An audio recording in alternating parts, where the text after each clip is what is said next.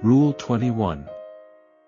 When a true lover of God goes into a tavern, the tavern becomes his chamber of prayer, but when a wine-bibber goes into the same chamber, it becomes his tavern.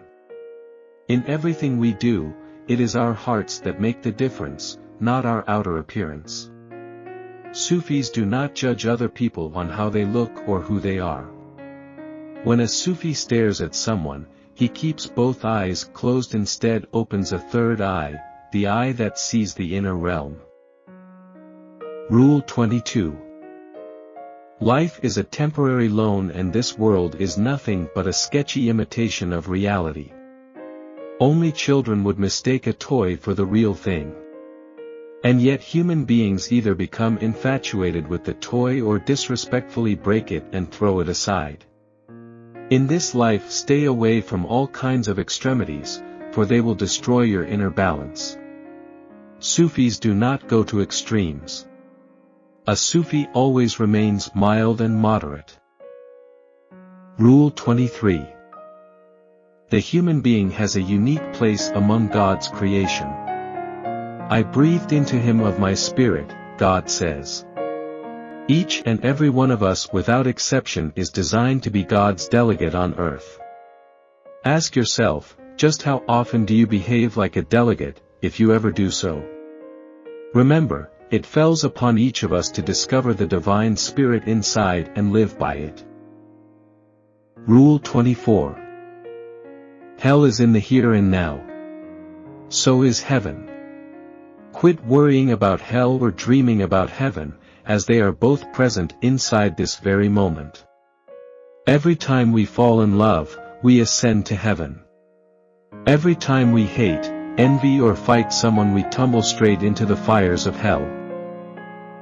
Rule 25. Each and every reader comprehends the Holy Quran on a different level of tandem with the depth of his understanding. There are 4 levels of insight. The first level is the outer meaning, and it is the one that the majority of the people are content with. Next is the batin, the inner level.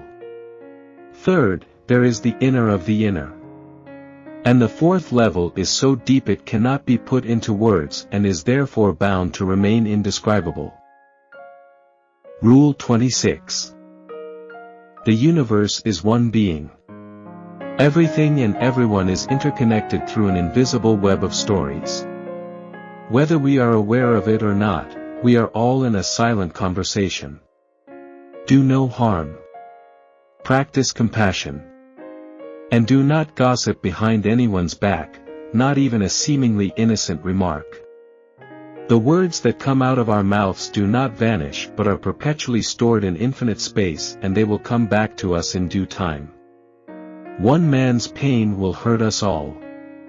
One man's joy will make everyone smile. Rule 27. Whatever you speak, good or evil, will somehow come back to you. Therefore, if there is someone who harbors ill thoughts about you, saying similarly bad things about him will only make matters worse. You will be locked in a vicious circle of malevolent energy. Instead, for 40 days and nights say and think nice things about that person. Everything will be different at the end of 40 days, because you will be different inside. Rule 28. The past is an interpretation. The future is an illusion. The world does not move through time as if it were a straight line, proceeding from the past to the future. Instead, time moves through and within us, in endless spirals. Eternity does not mean infinite time, but simply timelessness. If you want to experience eternal illumination, put the past and the future out of your mind and remain within the present moment. Rule 29. Destiny doesn't mean that your life has been strictly predetermined. Therefore, to live everything to the fate and to not actively contribute to the music of the universe is a sign of sheer ignorance. The music of the universe is all-pervading, and it is composed on 40 different levels.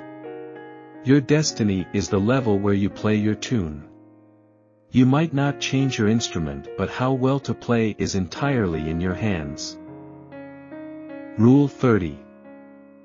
The true Sufi is such that even when he is unjustly accused, attacked and condemned from all sides, he patiently endures, uttering not a single bad word about any of his critics. A Sufi never apportions blame. How can there be opponents or rivals or even others, when there is no self in the first place? How can there be anyone to blame when there is only one?